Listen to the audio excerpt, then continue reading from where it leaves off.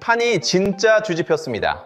어제까지 엔비디아 하청이던 삼성이 오늘은 엔비디아가 먼저 찾아오는 회사가 됐습니다. 10만 전자 시절 그 서러움 아직 기억하시죠? 그런데 지금 주가는 22만 4천 원, 증권사 목표가는 30만 원입니다. 우연이 아닙니다. HBM4 세계 최초 양산, 독자 GPU 개발 성공, 이 두 장의 카드가 1300조 AI 반도체 판을 통째로 흔들고 있습니다. 오늘 왜 엔비디아와 TSMC가 동시에 비상이 걸렸는지 그 진짜 이유를 끝까지 말씀드리겠습니다. 먼저 한 가지 질문부터 드리겠습니다. 삼성이 그동안 뭐가 그렇게 서럽게 눌려 있었던 걸까요? 왜 주주분들이 10만 전자 앞에서 그토록 오래 속을 끓이셨던 걸까요? 이 이야기를 먼저 풀어야 오늘 벌어지고 있는 역습이 왜 이렇게 의미가 큰지 그 진짜 무게가 보이기 시작합니다. 지난 몇 년간 AI 반도체판에서 실제로 벌어진 일을 간단히 정리해드리겠습니다. 엔비디아가 GPU를 세상에 쏟아내면서 호황의 주인공이 됐습니다. 그런데 그 GPU에 반드시 붙어야 하는 부품이 있습니다. 바로 HBM이라고 불리는 고대역폭 메모리입니다.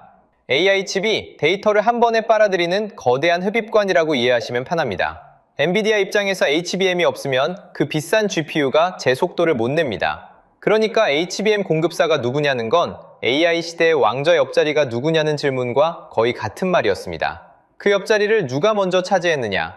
HBM3 기준으로 엔비디아에 들어간 물량의 71%를 SK하이닉스가 가져갔습니다. 삼성은 후발로 밀렸습니다. 한때 메모리 세계 1위라는 수식어를 당연하게 들고 다니던 회사가 정작 이 시대의 가장 뜨거운 메모리 자리에서는 한참 뒤에서 기다리는 처지가 된 겁니다. 잔치상에 초대는 받았는데 들어가 보니 설거지만 하고 나온 집. 그 시기 삼성의 위치가 딱 그랬습니다. 그럼 다음 세대 HBM4에서는 어땠느냐? 삼성이 엔비디아 쪽 품질 승인, 그러니까 거래처 최종 면접 합격 통보를 받은 게 2025년 12월입니다. 여기까지 오는데 시간이 정말 오래 걸렸습니다. 한 번에 통과하지 못하고 테스트를 다시 받고 샘플을 다시 보내고 또 기다리고 그 과정을 반복해야 했습니다. 그 사이 주주분들은 뉴스를 볼 때마다 속이 타셨을 겁니다. 왜 우리만 자꾸 뒤에서 호명되는가? 왜 우리 회사가 이름을 걸고 만든 메모리가 정작 AI 호황의 본선에서는 보조석에 앉아 있는가? 그 질문이 계절을 들여다볼 때마다 따라붙던 시기였습니다. 파운드리 쪽은 더 서러웠습니다. 남의 설계도를 받아 칩을 찍어주는 대형 주방을 파운드리라고 부릅니다. 이 시장에서 대만 TSMC가 70% 안팎을 쥐고 있습니다. 삼성은 7% 근처입니다. 그냥 10배 차이라고만 말씀드려도 무거운데 문제는 이게 평균치라는 점입니다. 가장 돈이 되는 첨단 AI 칩 분야만 따로 떼어보면 TSMC 비중이 90%를 넘어갑니다. 10개 중에 9개 이상이 대만 한 회사로 갑니다.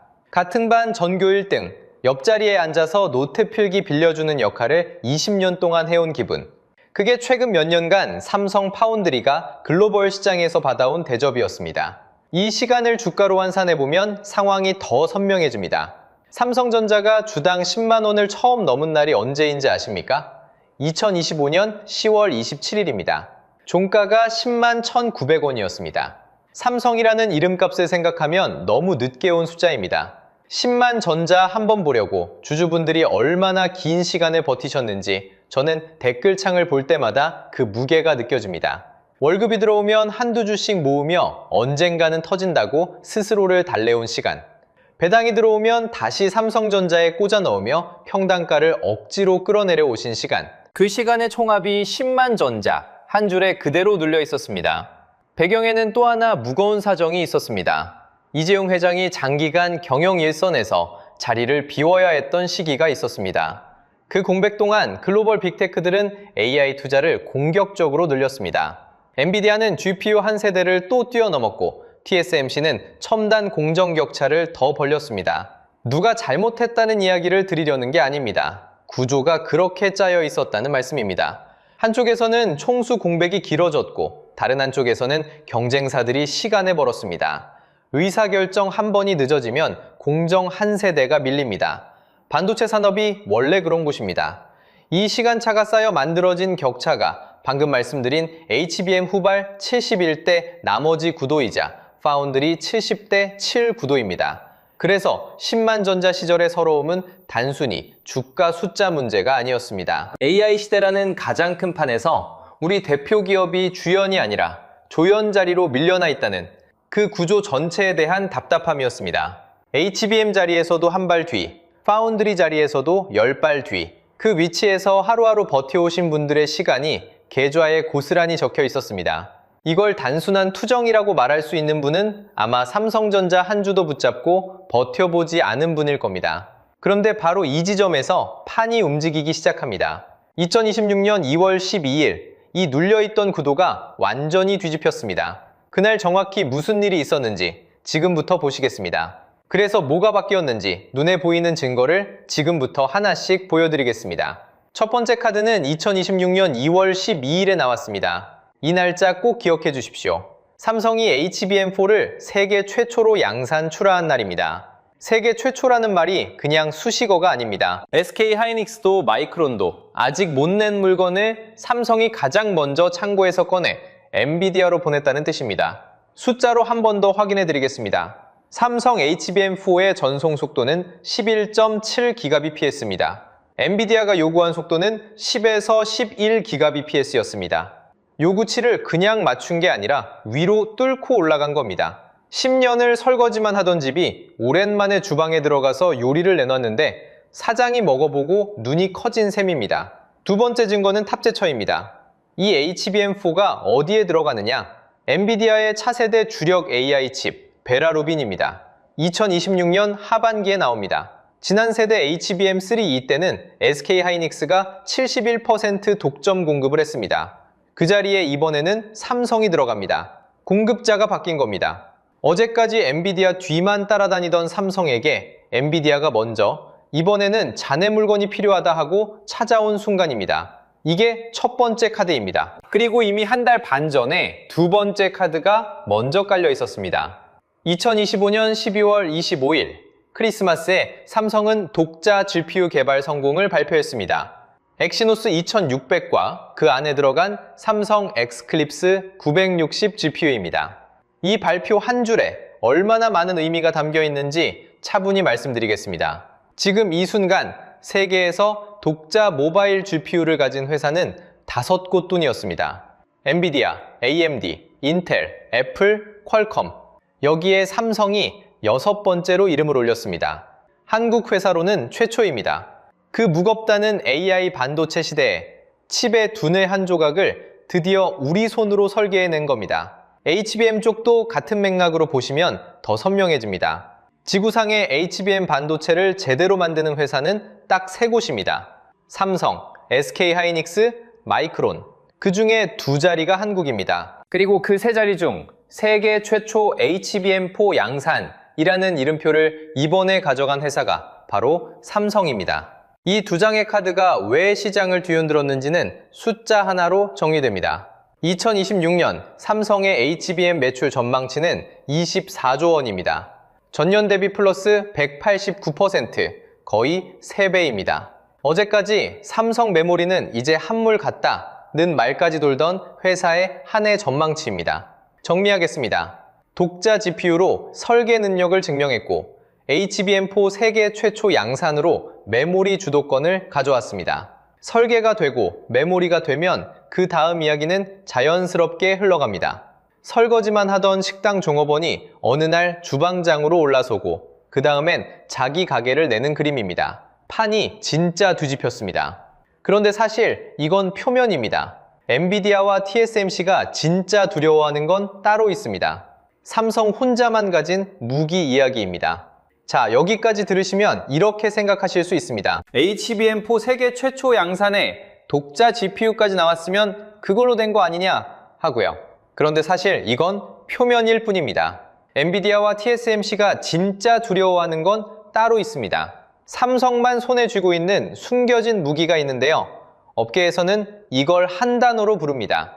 바로 턴키입니다. 한마디로 설계부터 제조, 메모리, 패키징까지 한 회사가 처음부터 끝까지 다 해주는 방식입니다. 열쇠만 돌리면 완성품이 나오는 집, 그 뜻 그대로입니다. 비유를 하나 드리겠습니다. 동네에 맛집 하나가 있다고 생각해 보시죠. 어떤 집은 장보는 사람 따로, 요리사 따로, 상 차리는 사람 따로, 설거지 맡기는 곳 또 따로 있습니다. 그런데 삼성이라는 식당은 사장님 혼자 장을 보고 요리를 하고 상을 차리고 설거지까지 합니다. 한 지붕 아래 4가지를 다 돌립니다. AI 반도체 업계에서 이렇게 하는 회사는 전 세계에 삼성 하나뿐입니다. 엔비디아는 설계만 합니다. TSMC는 제조만 합니다. SK하이닉스는 메모리만 합니다. 삼성만 4가지를 다 합니다.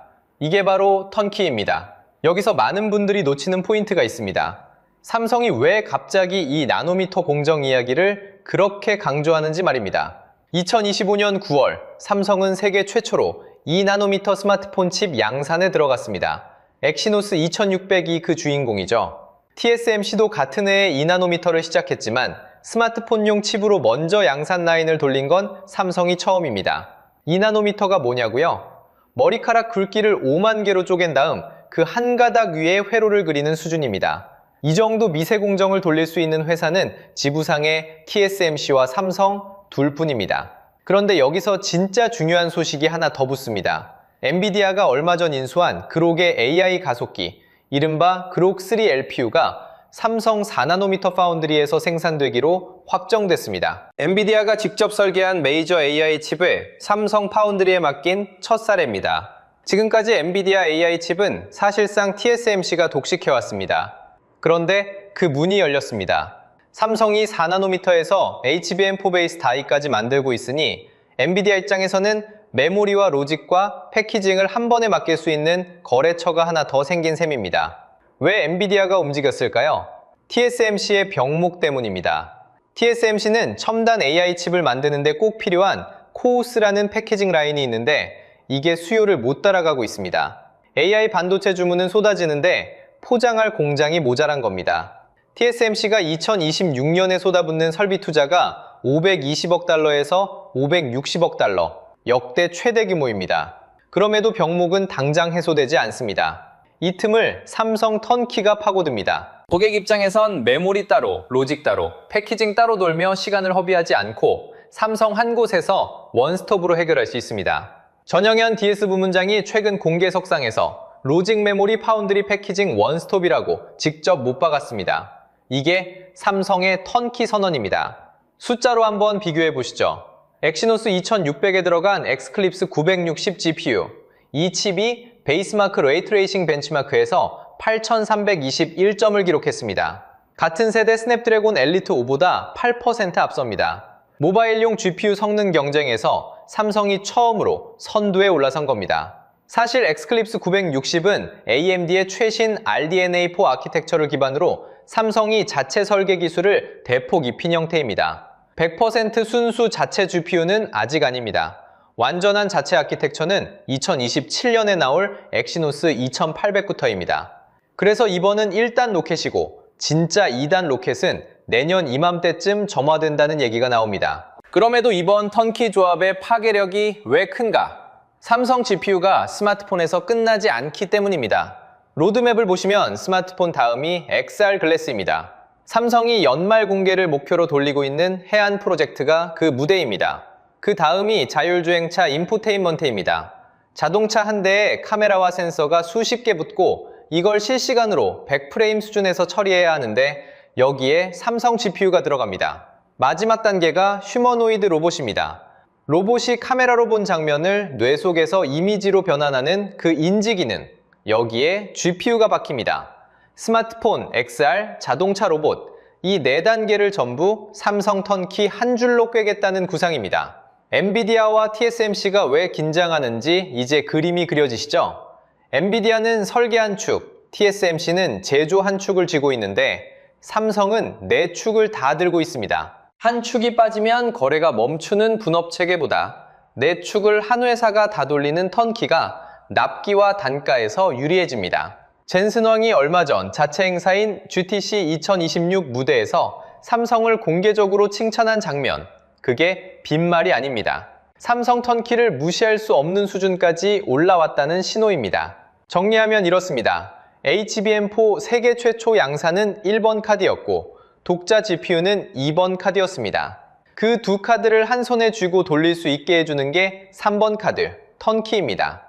엔비디아 TSMC가 진짜 두려워하는 무기가 바로 이 3번 카드입니다. 이런 무기를 들고 삼성이 지금 어디까지 치고 들어갔는지 보시면 더 놀라실 겁니다. 엔비디아와 TSMC가 왜 동시에 비상이 걸렸는지 그 구체적인 증거들을 이어서 말씀드리겠습니다. 자, 그럼 여기서 자연스럽게 의문이 생기실 겁니다. 그래서 엔비디아랑 TSMC가 실제로 뭐가 흔들리고 있다는 거야? 이 질문에 숫자로 하나씩 답을 드리겠습니다. 먼저 엔비디아 쪽입니다. 지금까지 AI 칩 얘기가 나오면 무조건 엔비디아였습니다. 다른 선택지가 없었거든요. 그런데 2026년 들어 분위기가 확실히 달라졌습니다. 구글이 만든 AI 전용 칩 TPU라는 게 있습니다. 지금까지는 구글 자기네 서비스에서만 돌리던 칩이었습니다. 그런데 이 TPU가 바깥으로 나오기 시작했습니다. 챗 GPT 만드는 오픈AI가 엔비디아 GPU랑 구글 TPU를 같이 빌려 쓰기 시작했습니다. 클로드 만드는 엔트로픽은 더 과감합니다. 구글 TPU를 100만 장 도입하겠다고 발표했습니다. 1기가와트급 AI 인프라를 TPU 기반으로 깔겠다는 겁니다. 페이스북 모 회사 메타도 자체 칩 계획을 다시 짜면서 구글 TPU 도입을 검토하고 있습니다. 이게 무슨 뜻이냐? 한마디로 엔비디아 독점이 엔비디아 대 구글 양강 구도로 재편되고 있다는 겁니다. 1등만 있던 편의점 거리에 2등이 진짜로 생긴 순간입니다. 엔비디아 입장에선 지난 10년간 한 번도 겪어본 적 없는 상황입니다. 젠슨 황이 왜 최근 들어 삼성 HBM4 얘기를 공개석상에서 자주 꺼내는지, 왜 GTC 2026에서 삼성을 공개적으로 칭찬했는지 이 그림을 보시면 답이 나옵니다. 엔비디아도 공급망 한 축을 삼성 쪽으로 더 끌어올 수밖에 없는 상황이 된 겁니다. 엔비디아 이야기는 여기까지. 이제 TSMC 쪽을 보시겠습니다. TSMC가 2026년에 투입하기로 공개할 설비 투자, 이게 얼마냐? 역대 최대 규모인 520억 달러에서 560억 달러입니다. 우리 돈으로 거의 70조 원이 넘는 돈을 한 해 설비에만 쏟아붓겠다는 겁니다. 왜 이 시점에 이렇게 무리하게 투자를 할까요? 업계에선 크면적으론 AI 수요 대응이라고 말하지만 속내는 분명합니다. 삼성 파운드리를 지금 이 구간에서 눌러놓지 않으면 추격을 허용한다는 위기감입니다. 그럴 만한 이유가 있습니다. TSMC가 주력으로 밀고 있는 첨단 패키징, 코오스라고 하는데요. 쉽게 말해 AI 칩에 HBM을 붙이는 기술입니다. 이 코오스 공급이 지금 수요를 못 따라가고 있습니다. 엔비디아가 칩을 더 찍고 싶어도 TSMC 패키징 라인이 비어야 찍을 수 있습니다. 그런데 비질 않는 겁니다. 그 사이 삼성이 뭘 들고 왔죠?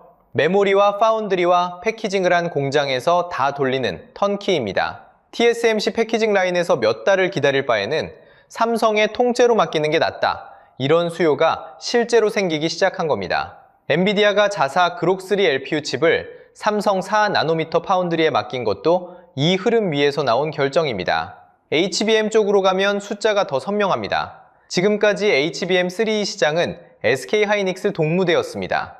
엔비디아 공급의 71%가 SK하이닉스 한 곳이었으니까요. 그런데 HBM4로 넘어오는 2026년 구도가 바뀝니다. SK하이닉스 55%, 삼성 28%, 마이크론 17%. 이게 시장에서 나오는 점유율 전망입니다. 삼성이 한 자릿수에서 28%까지 치고 올라오는 구간입니다. 여기서 많은 분들이 놓치시는 숫자가 하나 있습니다. HBM 가격입니다. HBM3는 2026년 계약 가격이 20% 올랐습니다. HBM4는 더 셉니다. 스택 하나당 560달러 수준으로 전 세대보다 50% 이상 뛰었습니다. 쉽게 말해 같은 물량을 팔아도 돈이 훨씬 더 남는다는 뜻입니다. 이게 삼성 HBM 매출로 들어오면 숫자가 어떻게 찍히느냐? 2026년 삼성 HBM 매출 전망이 24조 원, 전년 대비 189% 증가입니다. 출하량만 따져도 작년보다 143% 늘어납니다. 한 해 HBM 시장 규모 자체가 581억 달러로 커지는 구간에서 삼성이 이만큼 가져온다는 얘기입니다. 자, 그림을 다시 한번 정리해드리겠습니다. 엔비디아는 구글 TPU 확산으로 독점이 깨지고 있고 TSMC는 역대 최대 투자로 방어에 들어갔지만 패키징 병목은 여전합니다. 그 사이 삼성은 HBM4 점유율을 28%까지 끌어올리면서 엔비디아 차세대 칩 베라 루빈에 메모리를 공급합니다. 70%대 7%로 눌려있던 구도가 28%까지 올라오는 겁니다. 판이 진짜 뒤집혔습니다. 단순한 수사가 아니라 이렇게 숫자로 증명되는 중입니다. 여기까지만 들으시면 그냥 삼성이 다 이기는 거 아닌가 싶으시죠? 그런데 제가 오늘 꼭 말씀드려야 할 두 가지 리스크가 있습니다. 이걸 모르고 들어가시면 진짜 물립니다. 여기까지만 들으시면 그냥 삼성이 다 이기는 거 아닌가 싶으시죠? 그런데 제가 오늘 꼭 말씀드려야 할 리스크가 두 가지 있습니다. 이걸 모르고 들어가시면 진짜 물립니다. 그래서 아예 번호를 매겨서 말씀드리겠습니다. 리스크 1번과 리스크 2번. 이 두 개만 머릿속에 체크리스트로 담아두시면 됩니다. 리스크 1번, 쿠다 생태계 공백입니다. 엔비디아가 지금 왜 그렇게 비싼 값에 팔려도 줄 서서 사가는지 아시죠? 칩 성능도 성능이지만 진짜 해자는 쿠다라는 소프트웨어 생태계입니다. 쿠다는 엔비디아가 만든 개발자용 표준 언어라고 보시면 됩니다. 전 세계 AI 개발자 수백만 명이 이미 쿠다 위에서 코드를 짜고 있습니다. 잘 나가는 식당에 단골 수백만 명이 줄 서 있는 그림입니다. 삼성이 칩을 아무리 잘 만들어도 이 단골들이 바로 옮겨오지는 않습니다. 여기서 오해 하나 먼저 풀고 갈게요. 엑시노스 2600과 엑스클립스 960은 모바일 GPU입니다. 스마트폰 안에 들어가는 칩이에요. 쿠다가 돌아가는 데이터 센터 AI GPU와는 체급 자체가 다른 시장입니다. 그러니까 삼성 GPU 나왔으니 당장 엔비디아 쿠다랑 붙어야 한다 하는 말은 사실관계가 맞지 않습니다.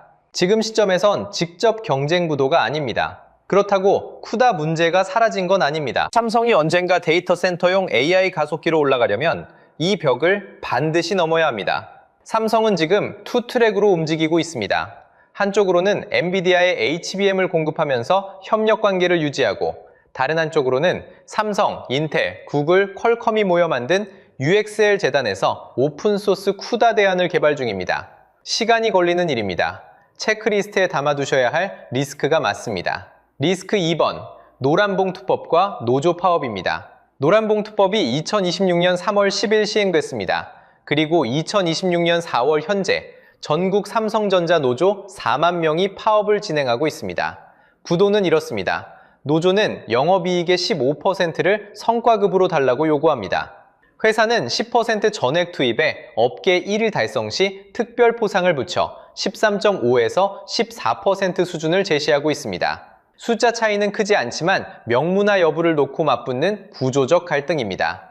여기서 중요합니다. 이걸 노조 탓이나 회사 탓으로 돌리려는 말씀이 절대 아닙니다. 누구를 비난할 일이 아니라 구조로 보셔야 합니다. 10년 눌려있다가 이제 막 판을 뒤집는 순간에 내부 분배 룰이 새 법의 영향까지 받으며 다시 짜이는 겁니다. 문제는 타이밍입니다. 삼성은 지금 HBM4 초도 물량을 엔비디아 베라 루빈에 실어보내야 하고 이 나노미터 수율도 끌어올려야 합니다. 생산 차질 한 번이 글로벌 수주 타이밍을 흔들 수 있다는 점, 이게 투자자 입장에서 봐야 할 포인트입니다. 금메달 코앞에 두고 신발끈이 풀린 상황. 이 비유가 딱 맞습니다. 여기에 숫자 하나 더 얹겠습니다. 외국인 수룹입니다. 2026년 들어 외국인은 삼성전자를 누적 15조 원 규모로 순매도했습니다. 외국인 지분율은 2026년 4월 8일 기준 48.44%로 내려왔습니다. 이 수치는 2013년 10월 이후 가장 낮은 수준입니다. 판이 뒤집힌 게 맞는데 외국인은 왜 팔고 나갔을까? 바로 이 두 리스크, 쿠다 공백과 노조법 이슈를 먼저 가격에 반영한 겁니다. 정리하겠습니다. 체크리스트 두 줄입니다. 하나, 쿠다는 당장 모바일 GPU와 무관하지만 데이터 센터 확장 때 반드시 넘어야 할 벽이다. 둘, 노란봉투법 시행과 노조 파업은 생산 타이밍에 직접 영향을 주는 변수다. 이 두 개만 머릿속에 담고 계시면 됩니다. 이 두 리스크가 다 있는데도 왜 하나증권과 SK증권과 KB증권이 일제히 목표가를 30만 원 위로 올렸을까요? 마지막 파트에서 그 숫자의 진짜 근거를 말씀드리겠습니다. 그래서 결국 시청자 여러분이 가장 궁금하신 질문으로 돌아옵니다. 얼마까지 간다는 거야? 그리고 나는 어떻게 해야 하는 거야? 이 두 가지의 답을 드리고 마치겠습니다. 먼저 숫자부터 보시겠습니다. 허풍인지 아닌지는 증권사 리포트 한 장만 보면 바로 판가름 납니다. 하나증권, SK증권, 한화투자증권 이 세 곳이 올해 공식 목표가를 30만 원으로 올렸습니다. 여기서 끝이 아닙니다. 한국투자증권은 33만 원, IBK투자증권은 35만 원을 불렀습니다. 그리고 가장 높은 곳 KB증권이 36만 원을 공식 목표가로 제시했습니다. 한두 곳이 혼자 질러본 숫자가 아닙니다. 국내 증권사 6곳이 나란히 30만 원 위에서 가격표를 다시 붙인 겁니다. 현재가는 22만 4,500원입니다. 목표가 평균은 30만 원대 초반입니다. 30만 전자라는 말이 더 이상 주주들 희망사항이 아닙니다. 제도권 애널리스트가 자기 이름을 걸고 숫자로 찍어낸 체크포인트로 바뀐 순간입니다. 근거가 빈약한 숫자도 아닙니다. 하나증권이 본 2026년 삼성전자 매출 전망은 668조 원입니다. AI 반도체 시장은 2028년에 1,330억 달러까지 커지고 전체 반도체 시장은 2030년 1조 달러, 우리 돈으로 약 1,300조 원으로 향합니다. 여기에 2026년 삼성 2나노미터 주문량이 전년 대비 30% 이상 늘어날 것이라는 전망까지 붙습니다. 30만이라는 숫자는 수학문제 정답이 아니라 HBM에 GPU에 턴키까지 세 박자가 맞았을 때 도달하는 체크포인트입니다. 그럼 시청자 여러분은 지금 뭘 하셔야 할까요? 그래서 이 세 가지만 체크하시면 됩니다. 첫째, HBM4 엔비디아 공급량을 분기 실적에서 직접 확인하십시오. 2026년 2분기와 3분기 가이던스가 핵심입니다. 매출 24조 원 전망이 실제 숫자로 올라오는지 그 한 줄만 보시면 판이 진짜 뒤집혔는지 거짓말 못합니다. 둘째, 2나노미터 수율 60% 안착 시점을 추적하십시오. 지금 평균 55%입니다. 대량 양산 안정치인 60%를 넘어서는 뉴스가 뜨는 순간 파운드리 점유율 격차를 좁히는 신호로 보셔도 됩니다. 셋째, 엑시노스 2800 양산 소식에 귀를 여십시오. 2027년 출시 예정인 완전 자체 아키텍처 GPU입니다. 이 한 줄이 뜨는 날이 바로 다음 멀티플 레벨업 트리거입니다. 이 세 가지 중 하나라도 꺾이면 속도가 늦춰지는 거고, 세 가지가 같이 맞으면 30만은 허풍이 아니라 지나가는 정거장이 됩니다. 10년 눌려있던 회사가 카드 2장으로 판을 뒤집고 있습니다. 30만 전자는 목적지가 아니라 지나가는 체크포인트입니다. 그 체크포인트까지 시청자 여러분이 해야 할 일은 딱 세 가지. 지금 말씀드린 이 세 가지 체크리스트만 놓치지 않으시면 됩니다.